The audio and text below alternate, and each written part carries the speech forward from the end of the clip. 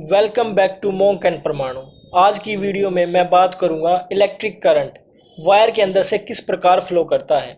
AC current wire के surface से flow करता है, जबकि डीसी करंट वायर के अंदर से फ्लो करता है। इस वीडियो में हम जानेंगे कि जो एसी और डीसी करंट है ये अलग अलग तरह से क्यों फ्लो करते हैं वायर के अंदर से। एसी करंट और डीसी करंट के बारे में आप सबने पढ़ा होगा। अगर नहीं भी पढ़ा है तो मैं आपको बता दूं कि जब कोई भी बैटरी या सेल हमें करंट देता है तो वो डीसी करंट होता है, जबकि इलेक्ट्रिक बोर्ड या पावर सप्लाई से जो हमारे पास इलेक्ट्रिसिटी या करंट आता है उसको हम एसी करंट बोलते हैं। लेड एसिड बैटरी हमें डीसी करंट देती हैं, लेकिन इन्वर्टर की मदद से हम उस डीसी को एसी में कन्वर्ट कर लेते हैं और उसको इस्तेमाल में ला सकते हैं।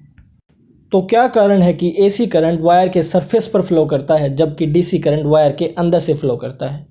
वीडियो में आगे बढ़ने से पहले सभी इस चैनल को सब्सक्राइब करें ताकि जब भी इस तरह की वीडियो आए आपको मिल सके।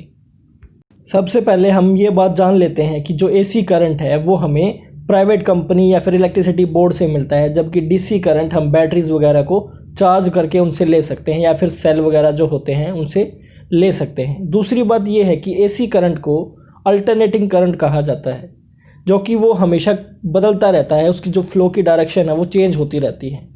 भारत में एसी करंट के जो फ्रिक्वेंसी की जो वैल्यू है वो 50 हर्ट्ज़ है। इसका मतलब ये है कि एक सेकंड में जो करंट है वो बार बार अपनी डायरेक्शन बदलता है 50 बार। 50 हर्ट्ज़ की जो फ्रिक्वेंसी का मतलब सिर्फ इतना सा ही है कि वो अपनी डायरेक्शन एक बार पॉजिटिव करेगा, एक बार नेगेटिव करेगा। ऐसा वो एक सेकंड के अंदर 50 बार करता है, इसलिए इसको बोलते हैं अल्टरनेटिंग करंट। और इसकी जो फ्रिक्वेंसी होती है चेंज करने की अपनी डायरेक्शन वो है 50 हर्ट्ज़ इन ए सेकेंड, यानी कि 50 बार एक सेकंड के अंदर। इंडिया के मुकाबले अगर दूसरे देशों की बात करें तो यूएस के अंदर जो फ्रिक्वेंसी है अल्टरनेटिंग करंट की वो अबाउट 60 हर्ट्ज़ होती है। एक सेकंड के अंदर 60 बार जो होता है वो करंट अपनी डायरेक्शन चेंज करता है। दूसरी ओर जो डीसी करंट होता है उसकी फुल फॉर्म होती है डायरेक्ट करंट। और डायरेक्ट करंट कुछ इस तरह का करंट होता है जो अपनी डायरेक्शन चेंज नहीं करता, वो एक ही डायरेक्शन में स्टडी फ्लो करता है और कांस्टेंट रहता है। ना ही उसकी वैल्यू कम होती है ना ही उसकी वैल्यू ज़्यादा होती है। और जब तक वो चलता है, जब तक उसके पास पोटेंशियल रहता है, एनर्जी रहती है, वो स्टेडीली फ्लो करता रहता है।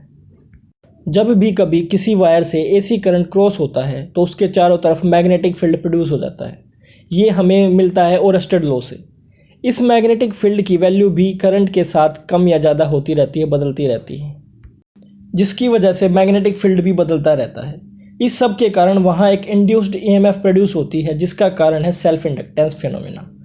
जब जब मैग्नेटिक फील्ड चेंज होता है, इस सिचुएशन में भी एक ईएमएफ वोल्टेज पैदा हो जाती है जो कि अपोज करती है करंट का। इंडक्टेंस की वजह से वहाँ पर इंडक्टिव रिएक्टेंस पैदा हो जाता है, जिसकी वैल्यू होती है ओमेगा एल। ओमेगा यहाँ पर फ्रिक्वेंसी है जिसकी वैल्यू है 50 हर्ट्ज़, और एल यहाँ पर सेल्फ इंडक्टेंस है जो कि उस वायर की वजह से प्रोड्यूस हुआ है। और यहाँ पर जो ओमेगा एल है वो रिएक्टेंस के डायरेक्टली प्रोपोर्शनल है।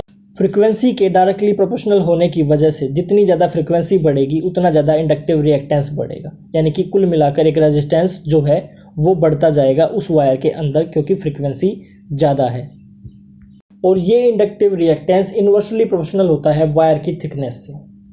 जैसे जैसे हम वायर के अंदर सर्कमफ्रेंस से उसके सेंटर की तरफ बढ़ते हैं, आर कम होता जाता है, लेकिन वहाँ पर जो एल की वैल्यू है वो बढ़ती जाती है, जिस वजह से वायर के अंदर जो रेजिस्टेंस या फिर इंडक्टिव रिएक्टेंस है वो अंदर की तरफ बढ़ जाता है। इलेक्ट्रिक करंट हमेशा लो रेजिस्टेंस पाथ को चूज़ करता है, इसलिए अंदर ज़्यादा रेजिस्टेंस होने की वजह से इलेक्ट्रिक करंट सरफेस पर फ्लो करता है। जबकि डीसी करंट के अंदर ऐसा कोई भी फिनोमेना नहीं होता, क्योंकि वहाँ पर जो ओमेगा की वैल्यू है वो ज़ीरो है, वहाँ फ्रिक्वेंसी ज़ीरो है, जिसकी वजह से इंडक्टेंस या फिर इंडक्टिव रिएक्टेंस की जो वैल्यू है वो ज़ीरो है। वहाँ पर कोई भी मैग्नेटिक फील्ड प्रोड्यूस नहीं होता, क्योंकि वहाँ पर जो चेंज इन करंट है वो नहीं होता। इस वजह से क्या होगा, जो भी करंट होगा वो वायर के अंदर से फ्लो करेगा, क्योंकि उनके अंदर जितना भी रेजिस्टेंस है वो इक्वली डिवाइडेड है थ्रू द सरफेस या फिर through the cross sectional area of that wire.